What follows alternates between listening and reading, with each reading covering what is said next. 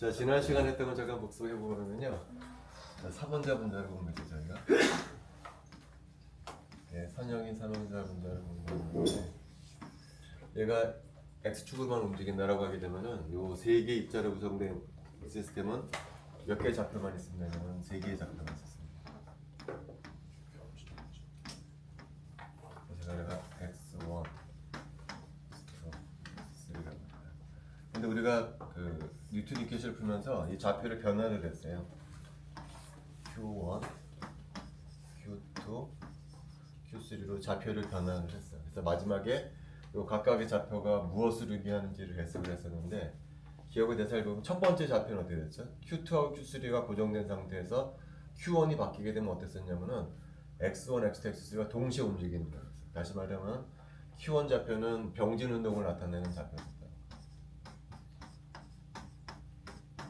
반면에 Q2가 움직이면 어떻게 됐었냐면 Q가 플러스로 움직이면은 양쪽에 있는 원자가 멀어졌었어요. 그러다가 Q2가 음수가 되면은 가까이 다가가게 돼요. 근데 Q2가 플러스 마이너스 바뀌게 되면은 이게 진동 운동을 하는 좌표였어요.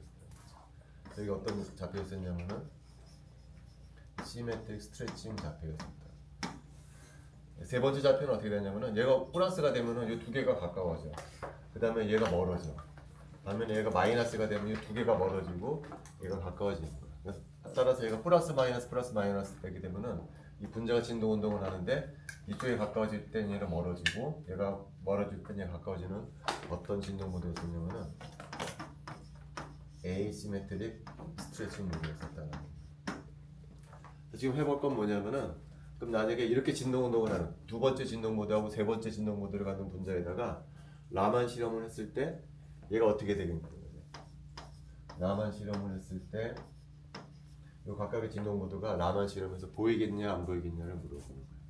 근데 라만에서 가장 중요한 게 뭐라 그랬냐면은, 라만에서 아무거나 다 보이는 것이 아니고 어떤 조건을 만족해야 되냐면은 d 알파 dq가 이게 어떻게 돼야 되냐면 0 아닌 값을 가져. 이게 가장 중요하다고 그랬어요. 라만에서는 평균율이 q가 바뀌면서 0 아닌 값을 가진 모드만 라만에서 보인다는 거죠. 그래서 이걸 보겠다는, 시메트릭 스트레칭 경우에는 얘가 어떻게 되고 에이시메트릭 스트레칭 경우는 얘가 어떻게 되는지를 보겠다. 그러면 어떻게 되죠? 알파를 q에 대해서 그려봐야 되겠죠. 요 미분값이 어떻게 되는지 알기 위해서는 알파가 q에 대해서 어떻게 바뀌는지를 그려봐야 돼요. 그러면 이제 그려보려고 해요. 어떤 게 필요하냐면은 요 그래프가 필요하잖아요. q 알파 그린 다음에 뭐를 체크해 볼 거냐면은 얘가 0인지 0이 아닌지를 체크해 보려고 해요. 그래서 먼저 Q2부터 보도록 할게요. Q2는 어떤 거였냐면은 이런 거였어요. CO2였다는 거는, 자, Q가 0일 때는 어떤 모양이냐면 요 모양이야. 근데 Q2가 플러스가 되면 어떻게 된다고 그랬죠? 이게 늘어난다고 그랬죠. 그죠? 이렇게 됩니다. Q2가 0일 때는 분자가 요 모양이었다가 Q2가 플러스가 되면 이렇게 늘어나게 돼요. Q2가 마이너스가 되면 어떻게 된다는 거예요? 이거 줄어든다고 그랬죠. 이렇게 될 거예요. Q2가 0일 때, 플러스일 때, 마이너스일 때 이렇게 왔다리 갔다리 이렇게 할 거야. 분자가 0이었다가 플러스였다가 0이었다가 마이너스 이렇게 왔다리 갔다리 할 텐데, 이때 폴라리저비트를 여기다 이제 그려주려고 그래. 그러니까 평형에 도달했을 때 폴라리저비트가 예를 들어서 요 점이었다라고 가정을 한번 해볼게요. 그럼 플러스가 되면 분자가 여기서 이쪽으로 가거든요. 그러면은 얘하고 얘의 폴라리저비트를 비교해 보면 어떤 게 더 크냐면은 위쪽이 더 크다는 거죠. 예전에도 계속 얘기했지만 분자는 사이즈가 커지게 되면 폴라리저비티가 커지는 경향이 생기기 때문에 얘보다는 얘 때 폴라리저비티가 커요. 그러니까 이 정도 그려줄 거라는 거죠. 반면에 얘 때는 어떻게 되나? 분자가 작아지잖아요. 폴라리저비티가 작아지게 돼. 얘보다 작은 값을 가질 거라고요. 마이너스일 때는. 그래서 대충 그려지면은 이런 모양이 될 거라는 거죠. 정확한 모양이 필요한 것은 아니니까. 그래서 Q에 따라서 폴라리저비티를 그렸더니 이렇게 되더라. 근데 우리 지금 뭐를 체크해 봐야 되죠? 라만에서 보이는지 안 보이는지 알려면은 d 알파 dq가 어떻게 되는지 알아요. 이거 미분값이죠. 알파를 q에 대해서 미분값인데 어디에서 미분값이냐면 이퀴리브리움에서 미분값이니까 요 점에서의 미분값이에요. 얘가 바로 요것의 기억이고, 지금 그리면서 보다시피 얘는 미분값이 0 아닌 값을 갖죠. 그죠? 얘는 0 아닌 값을 가져. Q2일 때. 다시 말하면 두 번째 진동 모드 에이시메트릭 스트레칭 모드는 어떻다는 거죠? 라만에서 보인다라는 얘기죠. 자, 그다음에 세 번째 진동 모드를 볼게요. 세 번째 진동 모드. 세 번째 진동 모드도 마찬가지로 요 그래프를 그리려고 해요. Q3.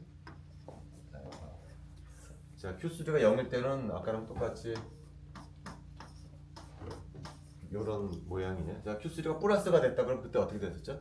요게 줄어들고 요게 늘어났었잖아요. 이렇게 된다는 거죠. 좀 과장되게 그리면은 이런 모양이 될 거예요. Q3가 마이너스가 되면 어떻게 될까요? 반대로 얘가 늘어나고 얘는 줄어들 거예요.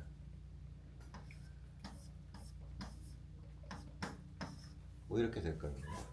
Q3가 0일 때는 요 모양, Q3가 플러스일 때는 요 모양, 마이너스일 때는 요 모양 이렇게 될 거예요. 그래서 Q3가 0일 때는 예를 들어서 요 점이었다라고 해봅시다. 그때 얘의 폴라리저빌리티하고 얘의 폴라리저빌리티는 어떨까요? 이 두 개는 얘는 같을 거라는 거예요. 폴라리저빌리티라고 하는 것은 뭐냐면은 전기장을 걸어줬을 때 그 전적이 얼마나 찌그러지는 걸 나타내주는 게 폴라리저빌리티인데 얘하고 얘는 사실 모양이 같잖아요, 사실은.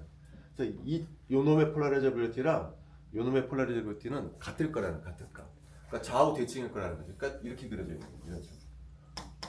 이런 식으로.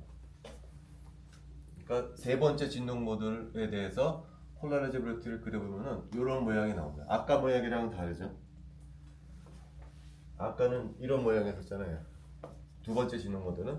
세 번째 진동 모드는 어떻게 되냐면은 이런 모양이 됩니다. 그래서 우리가 또 뭘 체크해 봐야 되는 거야? d 알파 dq 어디에서의 미분값이냐면은 이 길이의 분에서 미분값은 요거 이번엔 어떻게 되죠? 이렇게 돼요. 이때는 어떻게 되나요? 얘가 0이 됩니다. 따라서 세 번째 진동 모드는 라만에서 안 보인다. 다시 말하면은 에이시메트릭 스트레칭은요 라만에서 안 보인다라는 거. 그 다음에 여기는 나왔지만 하나만 더 해볼게요. 하나. CO2에는요 시메트릭 스트레칭, 안타 시메트릭 스트레칭 말고 또 어떤 모드가 있냐면은 밴딩 모드가 있어요. 밴딩 모드.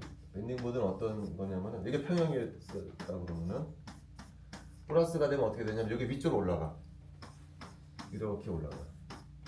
근데 Q가 마이너스가 되면 여기 반대로 아래로 내려가. 이렇게 됩니다. 이런 진동 모드가 있어. 얘는 위로 올라가고 아래로 내려가. 이런 식으로. 얘도 마찬가지로 Q에 대해서 알파를 그려볼 수가 있겠죠. 자, 이 평형에 있을 때 폴라리저빌리티 제가 예를 들어서 요 점이었다라고 해봅시다. 그 다음에 얘하고 얘를 그릴 수 있는데 아까랑 똑같은 상황이죠 지금. 분자가 이런 모양이 있을 때랑 이런 모양이 있을 때랑 폴라리저빌리티가 달라야 할 이유가 없어요. 똑같아. 그러니까 얘도 마찬가지로 뭐 이런 모양이 나올 거라는 거. 중요한 것은 좌우 대칭이라는 거. 좌우 대칭. 얘하고 얘는 같은데 얘도 마찬가지로 d 알파 dq를 구해보면은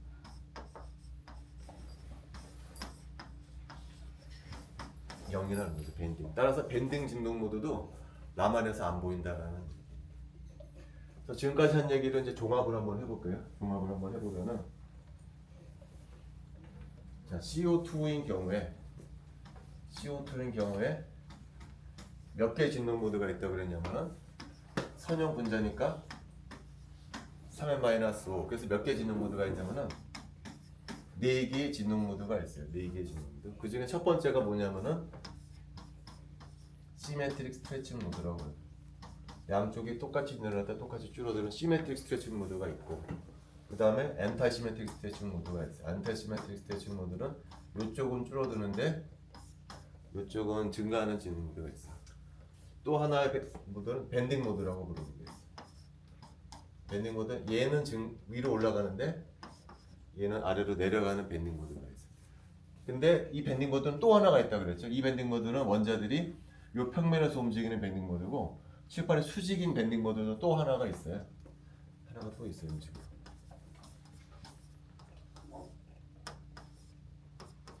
얘하고 얘는 사실은 같은 거예요. 이때 라만을 찍었을 때랑 IR을 찍었을 때 이 각각의 진동 모드가 보일 거냐 안 보일 거냐 물어본다면 지금 방금 했었죠. 시메트릭 스트레칭 모드는 라만에서 보인다고 그랬잖아요. 그 다음에 얘는 어떻죠? 아이시메트릭 스트레칭 안 보인다고 그랬었죠? 밴딩도 안 보인다고 그랬었다는 거죠.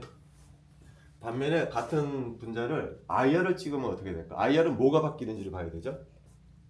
다이폴 모먼트가 바뀌는지 안 바뀌는지를 봐야 되잖아요. IR에서는. 자, 먼저 일단 어떻게 될까요? 똑같이 늘어나도 똑같이 줄어들게 되면 이쪽 다이폴 모먼트하고 이쪽 다이폴 모먼트가 상쇄가 돼서 얘는 다이폴 모먼트가 안 바뀌어요. 따라서 이 진동 모드는 IR에서 어떻게 될까요? 얘는 안 보이는 거예요. 반면 에이시메트릭 스트레칭은 어떻게 되죠? 이쪽 다이폴 모먼트하고 이쪽 다이폴 모먼트가 상쇄가 안 되죠. 진동 운동을 하게 되면. 이쪽이랑 이쪽은 줄어드는데 이쪽이 늘게 되기 때문에 이쪽 다이폴 모먼트하고 이쪽 다이폴 모먼트가 같지가 않아요. 그러니까 얘는 다이폴 모먼트가 변한단 말이에요. 그러니까 얘는 IR을 찍게 되면은 보인다는 거예요. 얘도 마찬가지죠. 이쪽 다이폴 모먼트와 이쪽 다이폴 모먼트가 상쇄가 되지 않기 때문에 얘도 보인다라는 거예요. 그리고 이렇게 놓고 보니까 어떻게 돼서 서로 반대죠, 그죠? 얘 시메트릭 스트레칭은 라만에서 안 보이는데 IR에서는 안 보여. 라만에서는 보이고 IR에서는 안 보여. 반면에 에이시메트릭 스트레칭하고 밴딩 모드는 라만에서 안 보이는데 IR에서는 반대로 보여요. 서로 반대라는 거예요, 서로 반대. 이런 것 때문에 우리가 뭐라고 그러냐면은 뮤추얼 익스클루전 프린시플이라고 서로 배타적이다라는 거예요. 한쪽에서 보이면 다른 쪽에서는 안 보여. 이쪽에서 안 보이면 다른 쪽에서 보여. 이런 것들 우리가 뮤추얼 익스클루전이라고 그러는데 이런 현상은 모든 분자에서 나타나는 것은 아니고 어떤 분자에서만 나타나냐면 CO2처럼 원점 대칭 있는 분자, 센터 오브 인버전이 있는 분자 에서만 이런 현상이 나타나요. CO2처럼 원점 대칭인 분자에는 어떤 현상이 나타나냐면 뮤추얼 익스클루전 프린서플이 적용돼요. 이게 뭐냐면 보이는 데서는 딴 쪽에서는 안 보여. 라만에서 안 보이면 아에서 보여. 근데 이런 현상 어떤 때만 나타나느냐? 센터 오브 인버전이 있을 때만 나타난다. 그러면 이 뮤추얼 익스클루전 프린서플은 물에서는 어떨까요? 물은 그런 현상이 나타나지가 않아요. 물은 몇 개의 진동 모드가 있냐면 얘도 3개의 진동 모드가 있어요. 시메트릭 스트레칭, 에이시메트릭 스트레칭, 밴딩 3개 진동 모드가 있어요. 얘는 몇 개 진동 모드가 있어야 되죠? 3n-6. 그래서 3개 진동 모드가 있는데 얘는 IR하고 라만을 해보면은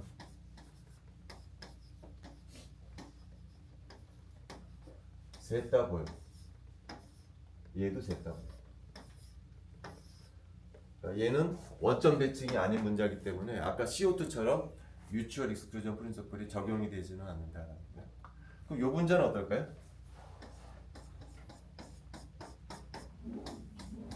이런 분야는 IR하고 라만을 찍어보면 일단 얘는 몇 개 진동 모드가 있냐면은 3n-5 그래서 몇 개 진동 모드가 있네.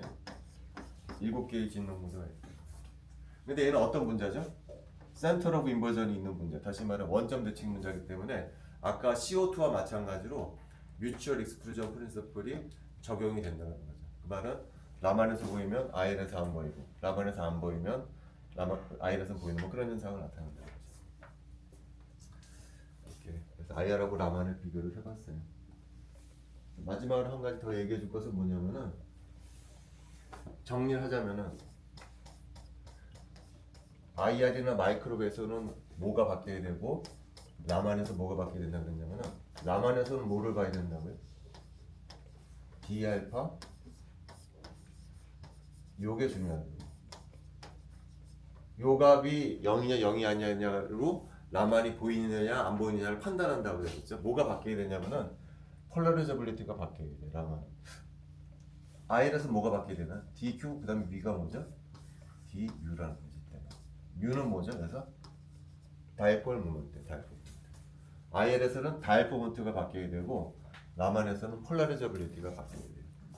인텐시티는 뭐냐면 우리가 수업 시간에 하진 않겠지만 인텐시티는 뭐에 비례하냐면은 요놈의 제곱에 비례하게 돼 있어요. 라만의 인텐시티도 뭐의 제곱에 비례하냐면은 요 미분값의 제로에 비례하다는 것을 나중에 여러분 대학 가면 알게 돼 있어요.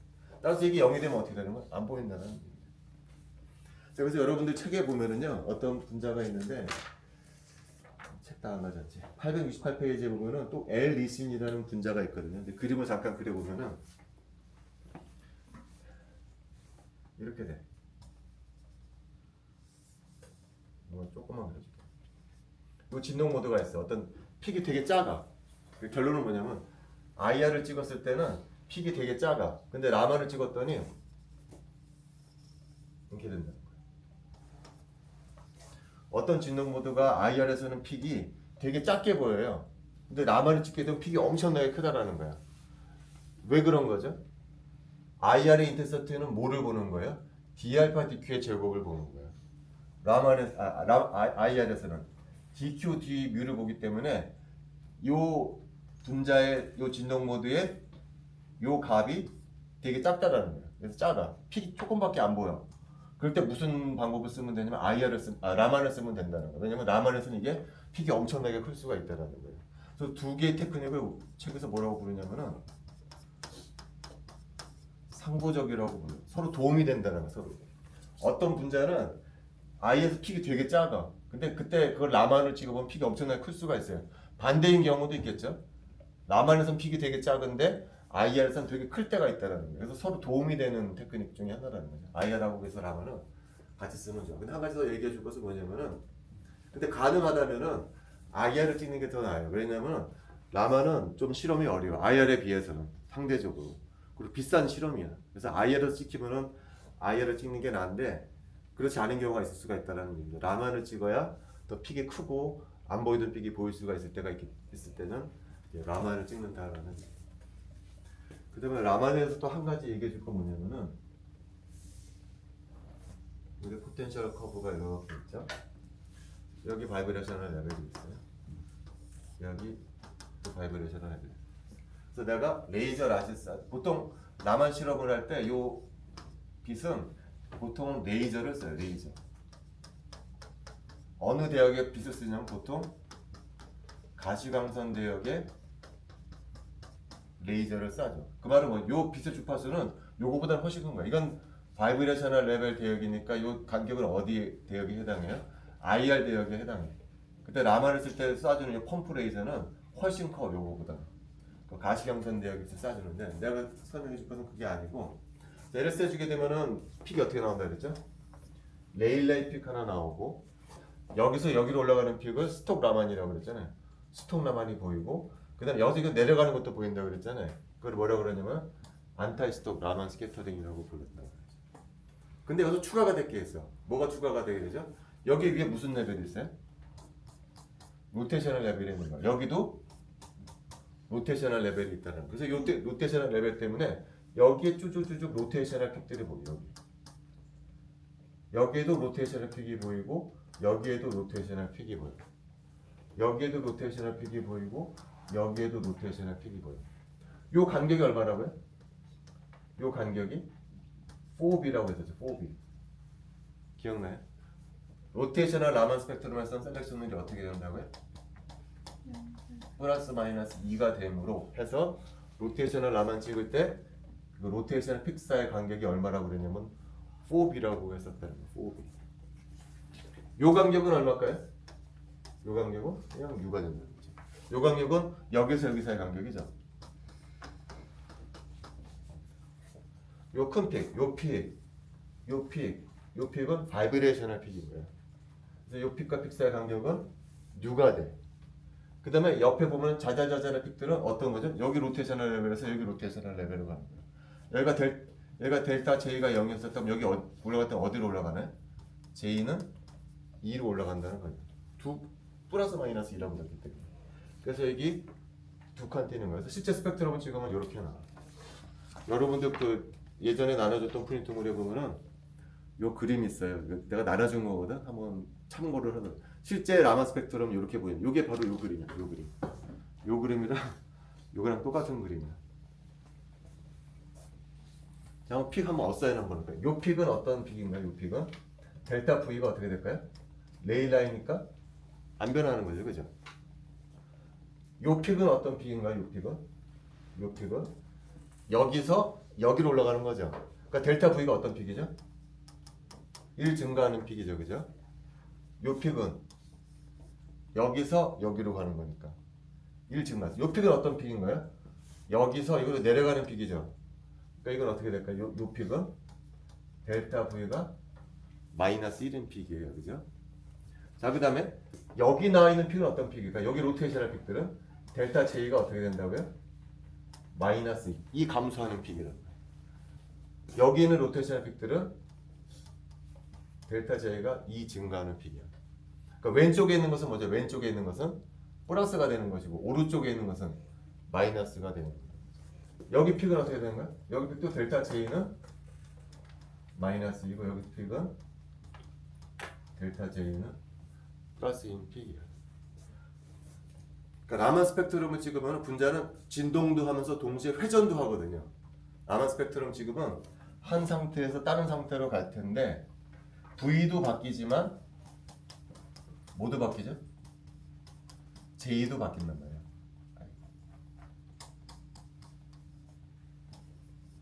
V도 바뀌고 J도 바뀐단 말이에요. 그걸 어사인 해놓은 게 여기 프린트물에 나와 있는 요것들이 실제 스펙트럼은 이렇게 나옵니다. 그래서 큰 픽은 바이브레이션의 픽, 그다음에 좌우의 로테이션의 픽들이 나와. 로테이션 픽들 사이 간격은 2B가 아니고 4B다. 왜 그러냐면 셀렉션이 플러스 마이너스이기 때문에. 그 다음에 큰 바이브레이션의 픽 사이 간격은 그냥 여기서 여기로 올라가는 것이기 때문에 뉴가 나온다. 주파수가 나온다. 뭐 그런 거예요. 여기까지가 이제 라만에 관한 얘기냐. 그 다음에 얘기하시다 주면.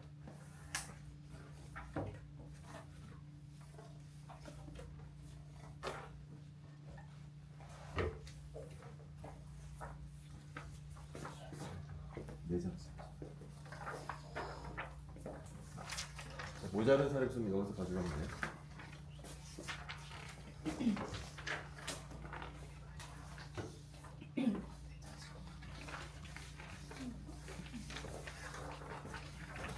업접 IR하고 마이크로웨이브는 뭐라고 그랬었냐면은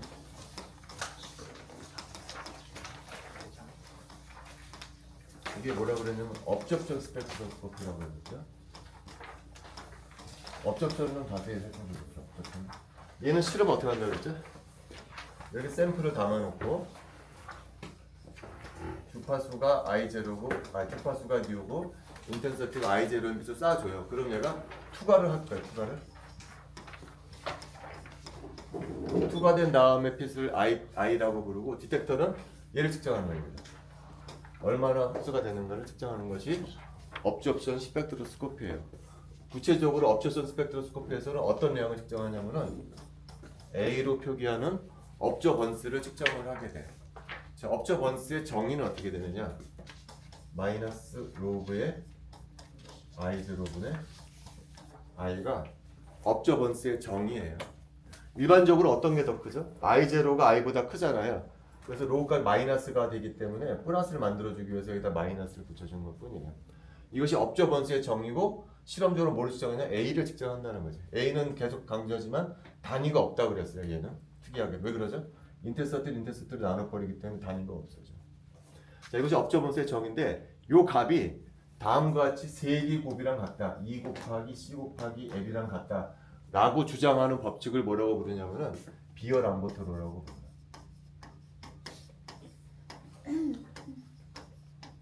비어-람버트-로에 의하면은 이렇게 측정한 업저번스가 세 개의 곱이랑 상관이 있다라고 하는 거예요. 먼저 L이 뭐냐? L은 이거야. 패트랭스.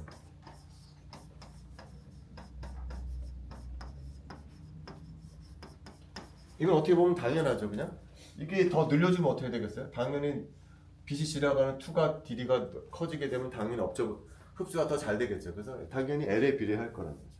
자, C는 뭐냐면은 농도예요, 농도. 여기 어떤 입자들 이렇게 녹아 있을 거 아니에요. 더 많이 녹아 있으면은 더 많이 흡수가 될 거라는 거죠. 따라서 농도가 커지게 되면은 업저번수도 커질 거다라는 거, 뭐 그것도 당연한 얘기죠. 자, 그다음에 세 번째는 이걸 몰라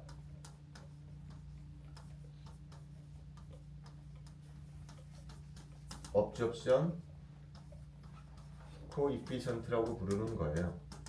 이거는 뭐냐면은 똑같은 길이에 똑같은 농도라고 하더라도 분자에 따라서 어떨까요? 분자에 따라서 흡수를 잘하는 분자가 있고 못하는 분자가 있다는 분자 특성이 반영된 거예요. 여기는 분자에 따라서 흡수가 잘 될 수도 있고 못할 수도 있기 때문에 이게 분자 특성이 반영된 거예요. 똑같은 길이에 똑같은 농도라고 하더라도 어떤 분자는 몰라 업접션 코에피션트가 커서 업접 원수가 잘 된다라는 얘기예요. 자, 이게 비열 람버트로예요. 근데 똑같은 그 흡수 현상을 다른 관점에서 볼 수가 있어요. 다른 관점에서. 어떤 관점이냐면 흡수라는 현상을 뭐라고 보냐면은 포톤하고 분자의 충돌로 보는 현상이 있어요. 그것이 지금 내가 나눠준 프린트물 있죠? 여기 내놔준 프린트물의 첫 번째 페이지에 나와 있는 그림이에요. 흡수를 다른 관점에서 보려고 해요. 어떻게 볼 거냐면은 여기에 샘플을 담아놓고 이런 식으로 여기 이제 샘플이 이렇게 담겨져 있어요. 이 길이가 얼마냐면은 델타 L만큼만 두께를 갖는 그 큐벳에다가 시로를 이렇게 담아놨어요. 그 다음에 내가 이 바깥에서 I라고 했는 I라고 하는 빛을 쏴줘. 그럼 얘가 이제 투과가 되겠죠? 투과가 돼요. 그래서 여기 평면에 들어가는 빛의 인텐시티를 내가 IL이라고 부를 거예요. 그 다음에 여기 튀어나가고 여기 델타 L만큼 투과해서 튀어나가고 난 다음에 빛의 인텐시티를 뭐라고 부를 거냐면 IL 플러스 델타 L로 정의를 하도록 할게요. 구체적인 예를 한번 들어볼게. IL이 100이야. 100개 포톤을 쏴줬어. 그런 다음에 델타 L만큼 지나간 다음에 여기 나오는 건 포톤을 재보니까 90이었어. 10개가 흡수됐다는 얘기죠. 그 식으로 이렇게 써줄 거예요. I분의 델타 I. 100개 중에 델타 I는 얼마? 10이 되잖아요. 빼기 100분의 10 이렇게 써주면 되겠죠. 100개를 쏴줬는데 델타 L만큼 지나가고 나서 보니까 포톤이 몇 개로 바뀌었냐? 90개로 바뀌어졌다는 얘기는 무슨 얘기죠? 무슨 얘기는 10개가 흡수됐다는 얘기죠. 그죠? 그러니까 I분의 델타 I가 100분의 10이라는 거야. 근데 100분의 10은 어떻게 볼 수가 있냐면은 포톤이 흡수될 확률이라는 거야.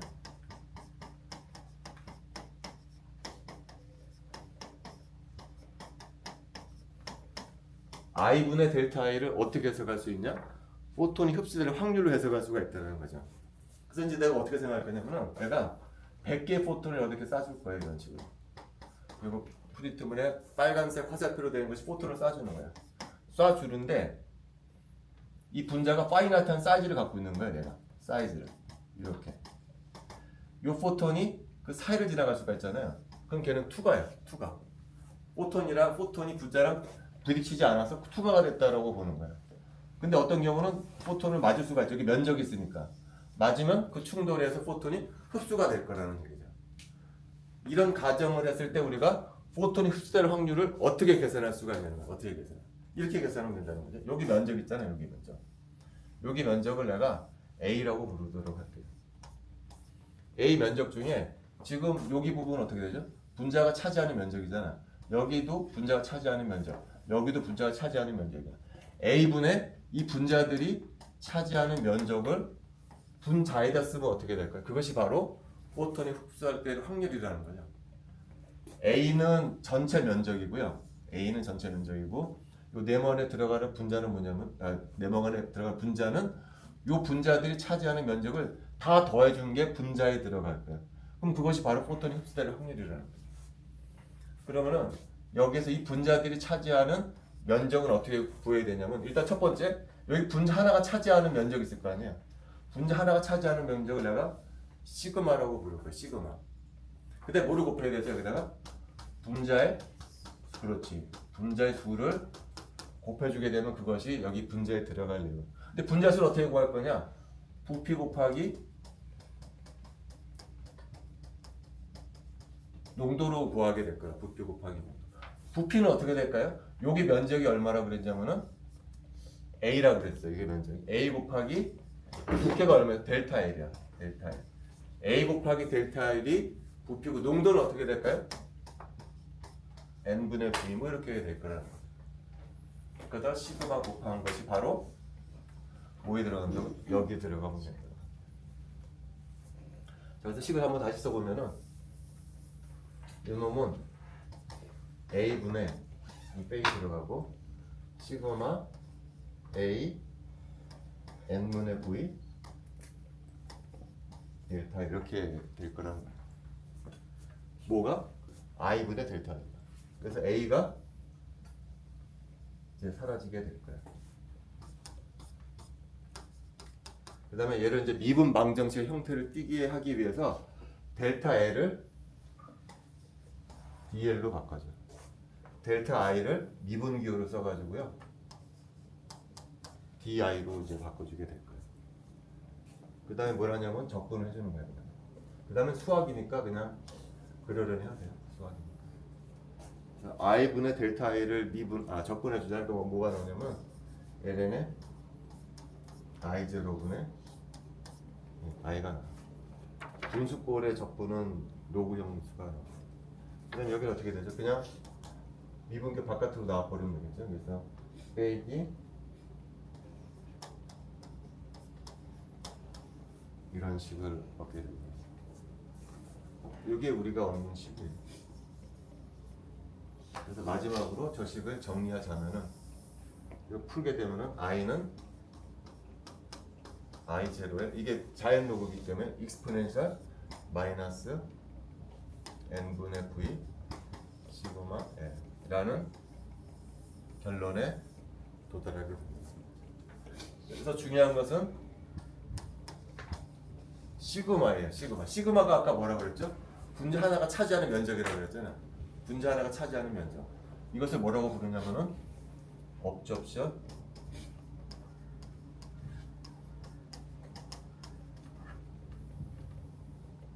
크로스 섹션이라고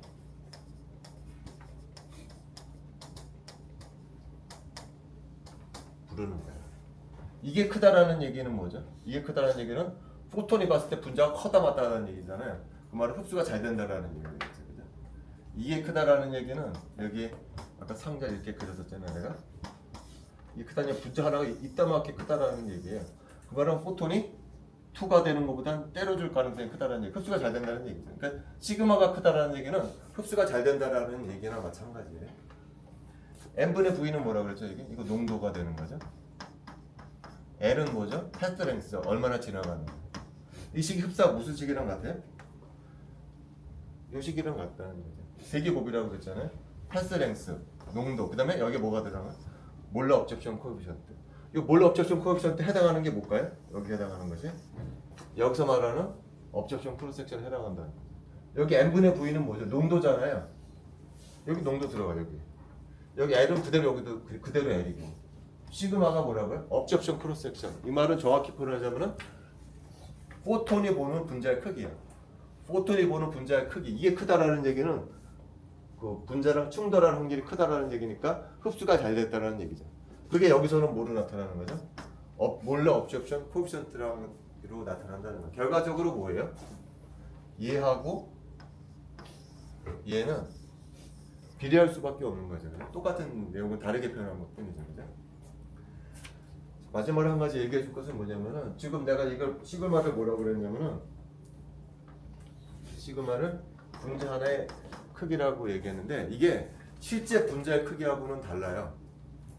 분자 실제 크기는 작지만 흡수를 잘하는 분자가 있거든요. 그러니까 실제 분자의 크기하고 업접션 크로스섹션하고는 좀 차이가 있는 거라는 거죠. 분자가 작더라도 흡수가 잘 될 수가 있다는 거죠. 이거는 포톤이 보는 분자의 크기야. 실제 크기가 아니고 포톤이 보는 분자의 크기인데 그거는 실제 크기하고는 다를 수가 있다라는 거예요. 분자가 작다고 흡수 못하는 건 아니잖아요. 사이즈랑은 상관이 없죠. 얘하고 얘는 상관관계가 있다라는 거예요. 그 다음에 봐야 될 것은 뭐냐면요. 이제 IR로 다시 돌아가서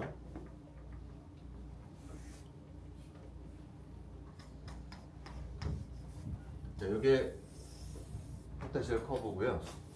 여기가 바이브레이셔널 레벨 V equal 1, V equal 1 이렇게 되는데 지금 포텐셜은 한쪽이 열려 있는 아나모닉 포텐셜이에요. 따라서 진동 에너지 준위가 어떻게 된다고요?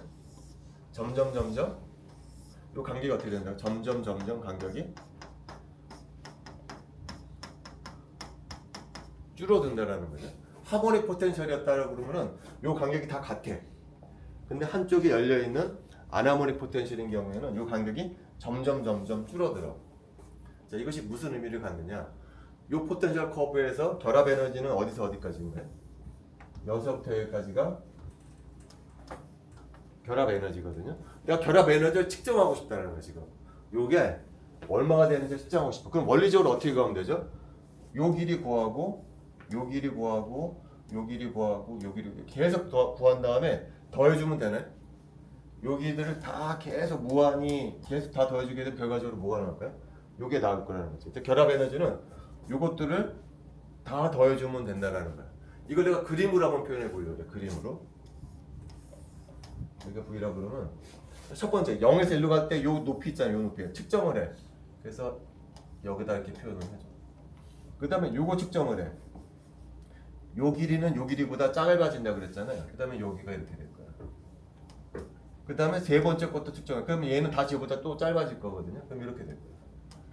네 번째 측정해. 이런 식으로.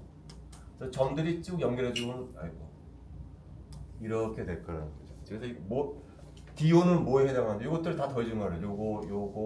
요거 이것들을 다 더해주게 되면은 뭐가 나오냐면은 결합 에너지가 나온다는 거죠. 그 기하학적으로 뭐랑 같은 거예요? 요것의 직각삼각형의 면적을 구하는 것이 요 면적이 뭐랑 같을 거냐면은 D0랑 같을 거라는 거죠. 요 플랫을 뭐라고 부르냐면은 책에 사람 이름을 따서 버즈스퍼너 플러스라고 불러요. 이런 방법을 이용을 해서 결합 에너지를 측정할 수 있다라는 거죠. 근데 실제로는 어떻게 하냐면은 실험을 다 하지를 않아요. 요거 측정하고 요거 측정하고 3번 정도 측정하고 끝이야. 3번 정도 측정을 한 다음에 한 번, 두 번, 세 번 측정하는 이거 나머지 측정하는 것이 아니고 그 다음에 점 3개를 잃는 직선을 걷버려 그냥. 직선을 걷버. 그래서 직각삼각형을 만든 다음에 그 직각삼각형의 면적을 구하게 되면은 결합 에너지랑 같다라고 하는 것이 IR을 이용한 결합 에너지 측정 방법이에요. 자, 그다음에 요 포텐셜 커브는 아나모닉 포텐셜이라고 그랬잖아요. 요걸 이론적으로 연구하기 위해서 이거를 수학적인 형태로 개발을 했어요. 그게 누가 개발했냐면은 몰스라는 사람이 수학적인 함수꼴을 만들어냈어. 그게 어떤 꼴이냐면은 이런 꼴이에요. 이거 외울 필요는 없을 것 같아요. 이게 어떤 형태는 이런 형태예요.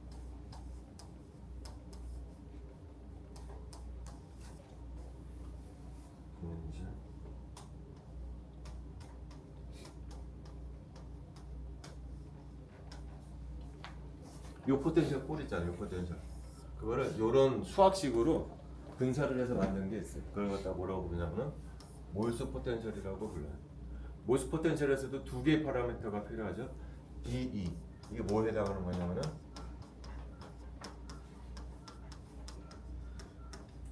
결합 에너지. 요거는 뭐를 결정하냐면은 여기. 자, 아까 결합 에너지는 어디서 어디까지라고 그러죠? 여기서부터 여기까지라고 그랬잖아요. 요 간격이 남아 있잖아요. 그죠? 여기서부터 여기까지를 뭐라고 부르냐면은 DE라고 불러요. D0하고 D는 살짝 달라요. DE는 포텐셜 미니멈으로부터 정문선까지. D0는 근데 실제 분자는 여기 있을 수가 없잖아요. 어디에 붙어 있어요? V = 0 레벨에 있어야 되잖아요. 요걸 뭐라고 부르냐면 제로 포인트 에너지라고 그랬어요.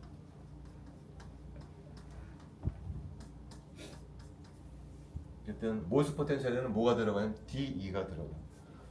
그 D는 뭐를 결정하냐면 요 깊이를 결정해 주는 거야.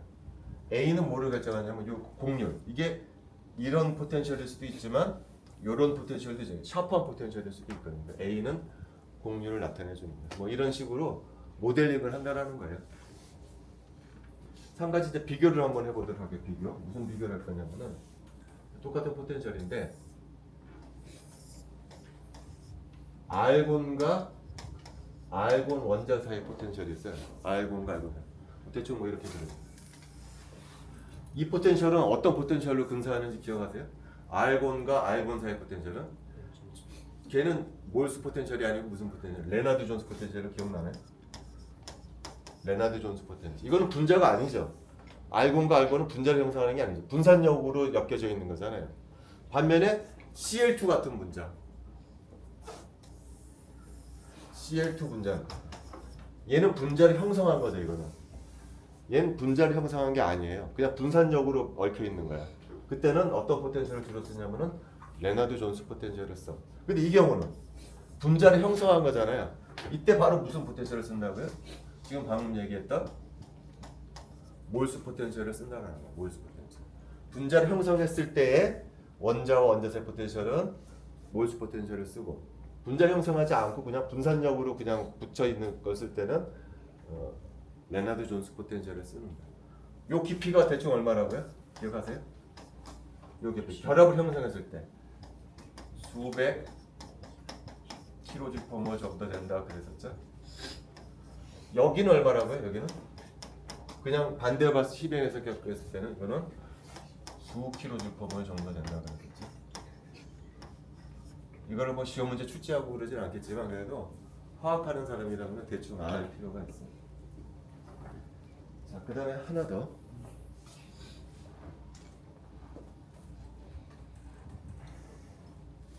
자, 우리가 로테이션 에너지 계산할 때 어떻게 되는지. 로테이션 에너지는 B에 J에 J 플러스 1이다. 그래서 이때 B는 어떻게 되죠? B는 정의가 H 바이 제곱에 이 I인데 I는 다시 뭐라고 그랬었냐면은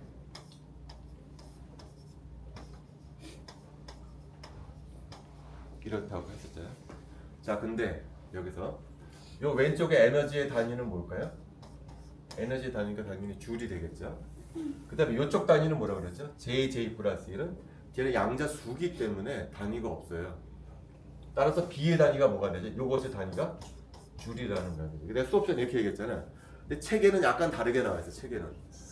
책에는 약간 다르요. 왜 그러냐면은 우리가 여러분들 이제 일반학 1에서 이제 일반학 실험을 하게 되면은 IR 스펙트럼을 찍을 거거든요. 그럼 아마 이렇게 두 뭉치의 픽이 나오는 걸 여러분들이 나올 거예요. 그때 이 X축이 뭐냐면은 웨이브 넘버예요. 줄이 아니라는 거야. X축의 단위가 줄이 아니야. 분광 스펙트럼을 찍으면 X축이 뭐냐면은 웨이브 넘버 단위야. 웨이브 넘버 단위. 그래서 분광하는 사람들은 이 식이 좀 그렇게 유용하지가 않아. 단위가 다르기 때문에. 스펙트럼은 웨이브 넘버 단위로 나오는데 이게 줄 단위로 나오기 때문에 이게 좀 원치 않는 단위라는 거죠. 식을 바꿨어. 다른 걸 써. 요 똑같은 식을 웨이브 넘버 단위로 바꿔서 쓴단 말이죠. 그럼 줄 단위를 웨이브 넘버 단위로 어떻게 바꿨느냐 이렇게 바꾼 거예요. 그거는 아인슈타인 릴레이션으로도 쉽게 나와. E는 H 있거든요. 근데 여기서 C는 람다 U라는 식을 이용하게 되면 식이 살짝 바뀌어요. 이렇게 돼요. 그 다음에 HC가 왼쪽으로 넘어와. 그럼 어떻게 되냐면은 람다분은 이렇게 돼요. 요것이 뭐죠? 요것이 바로 웨이브 넘버 단위라는 거예요. 화장번의 역. 이걸 보통 뭐라고 표현하냐면은 주파수 표시하고 핵 표시를 해주게 되면은 그것을 무엇을 의미하냐? 람다분의 1로 정의되는 것이고 그 단위를 잘 쓴단 말이야. 스펙트럼 지금 X축이 웨이브 넘버 단위라는 거예요. 근데 웨이브 넘버 단위 어떻게 구한다고요? 에너지를 HC로 나눠주면 된다. 여기 E의 단위가 뭐라고요? 여기 E의 단위는 줄이에요. 근데 그걸 HC로 나눠주면 어떻게 된다는 거죠? 웨이브 넘버 단위로 바뀌어진다는 거예요. 지금 무슨 일을 하려고 그러냐면은 요 식은 줄 단위로 표현되어 있어요. 근데 어떤 단위로 바꾸려고 하는 거죠 지금? 웨이브 넘버 단위로 바꾸려고 해요. 그때 무슨 일을 해주면 된다는 거예요? 이 식을 HC로 나눠주면 된다는 거예요. 그래서 이 식을 HC로 한번 나눠줘 볼게. 그래서 이 식을 전부 HC로 나눠줘요. 그럼 얘를 HC로 나눠주는 거잖아요. 그러면 B가 얘가 되니까 H 바의 제곱에 2B의 R의 제곱인데 얘를 다시 HC로 나눠주는 거야. 그게 J 플러스 식으로 요 식을 똑같은 거 쓴 거죠. HC로 나눠준 것 뿐이잖아요. 그리고 나서 얘를 갖다가 뭐라고 표기하냐면은 2의 핵 이렇게 표기한다는 거죠. 머리에 핵 표시가 들어가 있으면 그건 뭐냐면은 단위가 웨이브 넘버라는 의미예요. 그 다음에 요 부분이죠. 요 부분. 이걸 뭐라 그러면 비해시라고 불러. 그리고 J 플러스 이렇게 씁니다. 얘는 단위가 뭐가 될까요? 얘도 단위가 웨이브 넘버 단위가 된다. 그거 보니까 이 식이랑 식 똑같아 보이잖아요. 얘랑 똑같아. 머리 햇표시만 들어가 있잖아. 그죠? 하지만 다르다는 거죠. 그죠? 얘는 단위가 줄 단위예요. 얘는 단위가 웨이브 넘버 단위. 특히 중요한 것은 B가 다르죠. B는 어떻게 된다고요? H바이 제곱을 2nu R이 제곱으로 나눠준 것이야. B 햇은 어떻게 된다고요? H바이 제곱을 2nu로 R 제곱한데 또 다시 추가로 뭘 해줘야 된다고요? HC로 또 한 번 나눠줘야 된다. 그것이 B 햇의 단위예요. 붕괴하는 사람들은 사실 위쪽 식보다는 아래쪽 식을 더 선호해. 근데 어떻게 보기엔 똑같아 보이잖아. 근데 뭐가 다른 거야? 이게 다른 거야. B 햇하고 B는 다른 거야. 여러분들이 이제 아이어 스펙트럼 해석을 할 때는 요 식을 주로 쓰게 될 거예요. 왜 그러느냐? 스펙트럼을 찍어 보면은 여기가 웨이브 넘버 단위거든요. 그때 요 간격을 뭐라고요? 2B 햇 이렇게 된다는 거 정확히 말합니다. 그때 요 B를 쓰게 되니까 조심해야 된다. 자, 그 다음에 이제 조금 다음 시간에 내용을 살짝 얘기해 줄게. 지금도 좀 어려웠지만 다음 시간에 하는 것은 조금 더 어려워요. 자, 무슨 얘기냐면은 HC에 분자가 있어요. 분자가. 그럼 누누이 말하지만 뭐가 있다고 그랬죠? 오비탈 분자 오비탈 에너지 준위가 있고 거기에 전자가 이렇게 들어간다고 했어요. 그러면 이제 오비탈 에너지 준위가 결정이 되어 있고 그리고 그 오비탈에 전자가 몇 개가 들어가 있는지 결정이 되면 이 전자들이 갖고 있는 모든 에너지를 다 더할 수 있다고 그런 얘기를 했었죠. 근데 그 오비탈 에너지 준위가 R 값에 따라 달라지기 때문에 R에 따라서 이 전자들이 갖고 있는 에너지를 플러스를 해보게 되면은 뭐 이런 그림이 나올 거라는 거죠. 요 그림에서 Y축이 의미하는 바는 뭐라고요? Y축이 의미하는 바는 뭐냐면 이 전자들이 갖는 모든 에너지를 Y축으로 놓는 거예요. 근데 그 에너지가 H와 C의 사이 거리에 따라 달라진다는 걸 보는 거예요. 자, 이제 무슨 잠깐 이 전자가 꼭 이런 컨피규레이션만 가져야 할 이유는 없다는 거예요. 이 전자가 어떤 오비탈로 올라갔어요. 그럼 이 컨피규레이션에 해당하는 전자들이 갖고 있는 모든 에너지에서 더하게 되면 또 다른 커브가 나올 거라는 거예요. 그죠? 그러니까 얘하고 얘의 차이점은 뭐죠? 컨피규레이션이 다른 거죠. 얘는 어떻다고 얘는? 모든 전자가 꽉 채워져 있는 경우에 포텐셜 에너지 커브야. 그 다음에 요거는 전자가 하나가 위로 올라갔을 때 커브라는 거야. 근데 이제 문제는 얘가 문제라는 거야. 얘가 하나가 아니야. 얘는 커브가 몇 개가 그려져야 되냐면 사실은 요 컨피규레이션에 대해서 4개의 커브가 그려져야 돼요. 이거 하나 그리면 안 되고 요 컨피규레이션에 대해 요 컨피규레이션에 대해서는 하나만 그리면 돼. 근데 전체 이렇게 됐다라고 했을 때는 얘를 4개를 그려줘야 돼요. 이런 식으로 3개를 붙어 있어. 왜 4개를 그려줘야 되냐가 중요해요. 왜 4개를 그려줘야 되냐면은 지금 내가 이걸 업스핀이라고 표현했지만 여기 전자가 업으로 들어갈 수가 있고 다운으로 들어갈 수가 있거든요. 여기도 전자가 다운으로 들어갈 수도 있지만 업으로도 들어갈 수가 있는 거예요. 그러니까 토탈이 몇 가지 경우가 있어요? 여기 2가지, 여기 2가지가 있다는 거죠. 그러니까 4개의 경우가 있다는 거예요. 여기 전자 하나 들어가고 여기 전자 하나 들어가는 경우는 토탈이 2 곱하기 해서 4가지 경우가 있다는 거죠. 그 4개의 커브가 이렇게 된다는 거예요. 다음 시간은 이 커브에 대해서 배우도록 하겠습니다.